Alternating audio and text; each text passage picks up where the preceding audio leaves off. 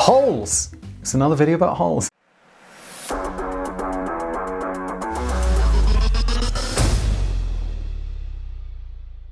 Whether as children digging in the dirt or professional engineers and miners, people of all ages share a primordial fascination with wanting to figure out how deep they can bore into the earth. I was one of those kids. I wouldn't build sandcastles. I'd just dig a hole until it was ridiculously deep and then get told by lifeguards to fill it in because it was dangerous. While the Earth's crust is relatively thin in comparison to the planet as a whole, the geological scale still allows for tens of kilometers for humans to try and dig through. While this may not seem like too far a length on the surface, even going to space can seem like a more manageable task than getting just halfway through the Earth's crust. The deeper the hole becomes, the more advanced the technology must be to even function, as temperatures rise to startlingly high levels the closer you get to the superheated mantle. There are many reasons to try and dig deep into the Earth's crust. Many expensive and useful resources only exist at the extreme pressure and heat below the surface, such as diamonds and oil. This can make the seemingly direct, if difficult, process of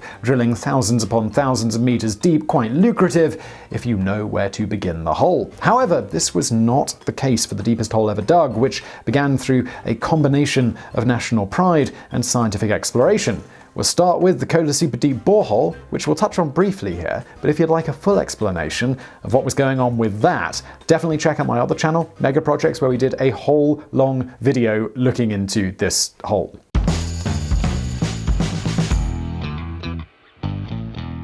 Located in Murmansk, Russia, the story of the Kola Super Deep Borehole mirrors that of the space race between the United States and the Soviet Union. Both countries sought to gain scientific ground on the other, sending crafts into space but also drilling into the Earth's crust. While the United States' project suffered from underfunding and didn't make much progress, over the course of 20 years the USSR managed to create the deepest hole in history. Their goal was simple: make it 15 kilometers deep, or as deep as they could until technical difficulties prevented them going further.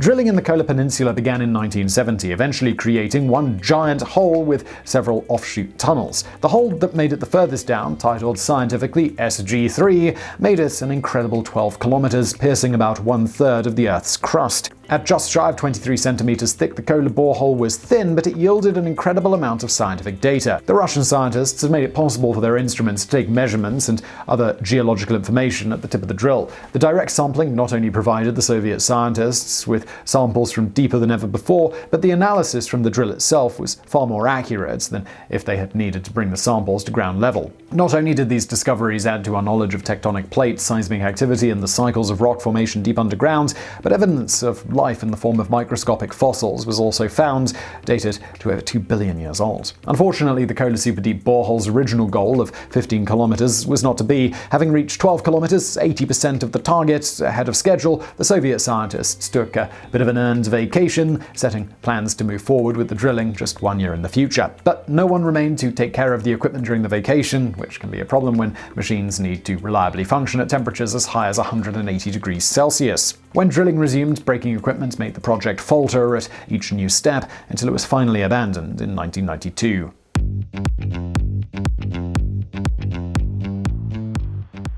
Interestingly, in addition to the deepest, the world's second largest hole can be found also in modern Russia. The hole's goal was not entirely depth, but also width, because the builders of the hole wanted to find as many diamonds as they could. Mir Mine, located just outside Mir Mine in Siberia, is 1.25 kilometers across and half a kilometer deep. This makes it not only a successful diamond mine, but also the largest open pit in the world, and this openness can be a danger if you believe the rumors of helicopters disappearing due to its construction. Supposedly, the sheer size of the hole creates a gap in air pressure around its center, and when helicopters fly through, the vortex prevents their rotors from spinning and they plummet to their doom. This has led to the myth that helicopters are not allowed in the airspace above the mine, though none of this has ever been substantiated. Historically, the mine was created in the early days of the USSR to satisfy an industrial need for high-grade diamonds in manufacturing. It was opened by Stalin in 1957, though construction was slow due to the harsh environment of the Siberian tundra. Ice had to be constantly broken, sheared, and burned off, with scientists having to resort to explosives in some areas to blast through the thick sheets of frozen water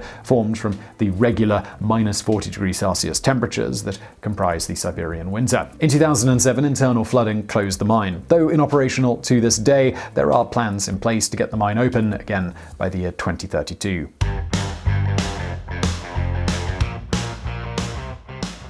But digging deep holes doesn't have to begin at ground level or even on the ground at all. Many scientists and businesses alike have drilled holes into the earth through the sea to gain access to materials and geological data. The records for the world's largest offshore holes are claimed by two sources for two purposes: the Japanese ship Chiku for the deepest hole made for scientific exploration, and Deepwater Horizon, the BP oil drilling rig that claims the overall record for the deepest offshore hole. Although you definitely know Deepwater Horizon for another reason. Since 2007, the ship Chiku has drilled just over 3 kilometers into the oceanic crust in search of geological data related to tectonic activity in the Pacific Ocean. Scientists hope that gathering this sort of information will better enable geologists to predict earthquakes and earthquake-related tsunamis. More accurate predictions would allow faster evacuations in the case of these devastating natural disasters, which would save lives all across the Pacific Islands and the coasts of Asia and America. Like the scientists at the Kola Superdeep borehole, the crew of the Chiku also recovered a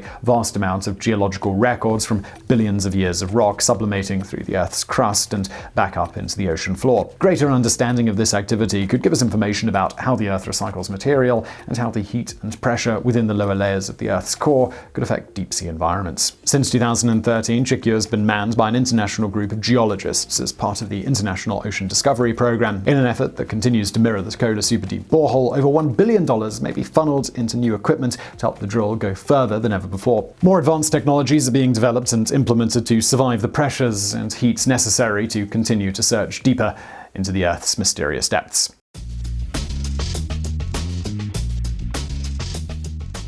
Pushing deeper and deeper for the purpose of science can be actually safer than trying to excavate materials from these deep man-made holes, as demonstrated by Deepwater Horizon, the oil rig which since 2010 still holds the record for deepest offshore drilling project and whose explosive destruction caused a huge environmental disaster. BP, or British Petroleum, is one of the world's largest drillers and sellers of oil, and does so through a total of 11 drilling rigs in the deep regions of the Gulf of Mexico. As a company with a net worth of around $60 billion, it is obvious that their drilling and selling of oil has been commercially very successful. However, many critics point to Deepwater Horizon as a prime example of the reasons why deep ocean drilling for oil can go horribly wrong. On April 20th, 2010, Deepwater Horizon had reached an incredible 5,486 meters deep into the Earth's crust, on top of the approximately 1,500 meters the rig floated atop of the ocean floor. On this fateful day, a pocket of natural gas erupted and broke one of the concrete cores which sealed the drill shut, killing and injuring almost 30 crew. While it took 2 days for the drill to sink, the damage had been done, and